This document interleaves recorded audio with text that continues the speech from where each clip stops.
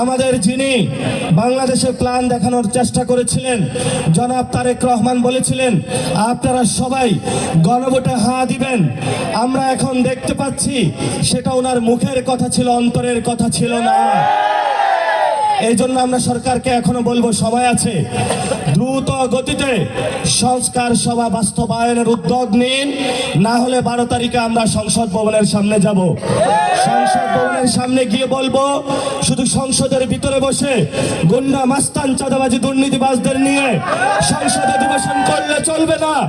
এই গুন্ডা মাস্তান সংসদে যারা বসেছে তাদেরকে কিভাবে ঠিক করতে হয়, অ্যাকাউন্টেবিলিটি নিয়ে আসতে হয়, সেই সংস্কার সভার বাস্তবায়নের কাজ শুরু করতে হবে।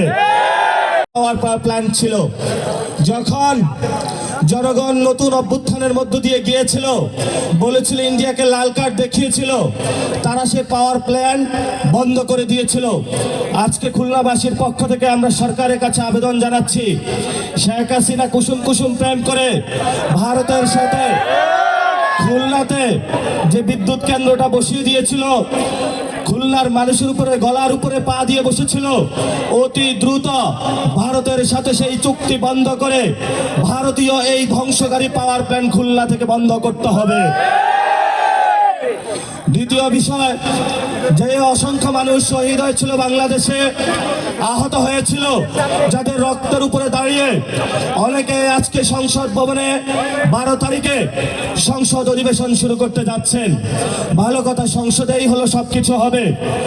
তবে এই সংসদ নির্বাচনে রিফর্ম অ্যাসেম্বলি নামে বা সংস্কার সভা নামে একটি সংসদ অধিবেশন হওয়ার কথা ছিল, কিন্তু আমরা দেখেছিলাম আমাদের যিনি বাংলাদেশে প্ল্যান দেখানোর চেষ্টা করেছিলেন জনাব তারেক রহমান বলেছিলেন আপনারা সবাই গণভোটে হ্যাঁ দিবেন। আমরা এখন দেখতে পাচ্ছি সেটা ওনার মুখের কথা ছিল, অন্তরের কথা ছিল না। এই জন্য আমরা সরকারকে এখনো বলবো, সময় আছে, দ্রুত গতিতে সংস্কার সভা বাস্তবায়নের উদ্যোগ নিন, না হলে 12 তারিখে আমরা সংসদ ভবনের সামনে যাব। সংসদ ভবনের সামনে গিয়ে বলবো, শুধু সংসদের ভিতরে বসে গুন্ডা মাস্তান চাঁদাবাজি দুর্নীতিবাজদের নিয়ে সংসদে অধিবেশন করলে চলবে না। এই গুন্ডা মাস্তান সংসদে যারা বসেছে তাদেরকে কিভাবে ঠিক করতে হয়, অ্যাকাউন্টেবিলিটি নিয়ে আসতে হয়, সেই সংস্কার সভার বাস্তবায়নের কাজ শুরু করতে হবে। সেই দিন যদি আমাদেরকে পুলিশ দিয়ে নিবৃত্ত করার চেষ্টা চালানো হয়, আমরা আপনাদেরকে বলে দিতে চাই, কান খুলে শুনে রাখুন, আমরা এই সংস্কারের জন্য রাজপথে নেমেছিলাম। আমাদেরকে একজনকে মেরেছিল, 40 জন সামনে গিয়েছিল, 40 জনকে মেরেছিল, 400 জন সামনে গিয়েছিল। আমরা সেই দিন ভয় পাই নাই। কাকে ভয় দেখান? মামলা হামলা করে ভয় দেখান। সেই সময় আমি যখন ক্যাম্পাসে ছিলাম, ন্যাশনালিস্ট ফোর্সের কাউকে দেখি নাই। গণরাজু ভাস্কর্যে একাই সীমান্ত হত্যার বিরুদ্ধে 54 দিন বসেছিলাম। তারেক রহমান, আপনিও সেই অবস্থান আপনি দেখেছিলেন। আপনি সেই সময় দেখেছিলেন ভারতের বিরুদ্ধে কারা দাঁড়াচ্ছে।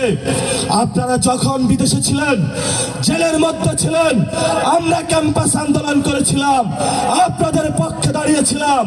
আপনারা তখন মজলুম ছিলেন, কিন্তু এখন যদি জালেম হিসাবে আবির্ভূত হন, আমরা কোনো জালেমকে ছাড় দেওয়ার পক্ষপাতী নই। এখানে বাংলাদেশে অনেক জায়গায় অনেকে সমঝোতার নামে ইনিয়ে বিনিয়ে চাঁদাবাজকে স্বীকৃতি দেওয়ার চেষ্টা চালাচ্ছে। খুলনা তো শুনেছি হোটেলগুলোতে চাঁদাবাজি হচ্ছে, বাস স্টেশনে চাঁদাবাজি হচ্ছে, বিভিন্ন জায়গায় চাঁদাবাজি হচ্ছে।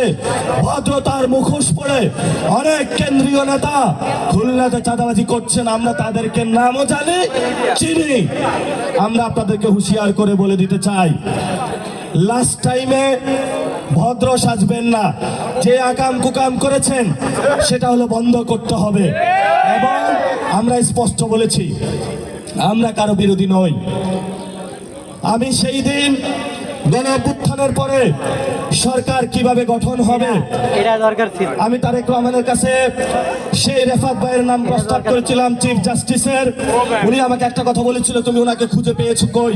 অলিগলিতে বেরিয়েছিলাম, যেই কোনো সময় মৃত্যুর মুখে প্রস্তুত হতে পারতাম, কিন্তু আমরা সেই রিস্কটা নিয়েছিলাম।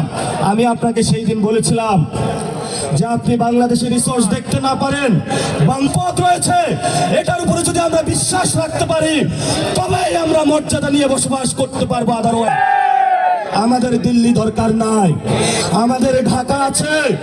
যেই ঢাকাকে শক্তিশালী করে একটা সময় ভারতবর্ষে, এটা আমাদের ভুলে গেলে চলবে না। প্রিয় তরুণ যুবা ভাইরা, ভয় পাইবেন না।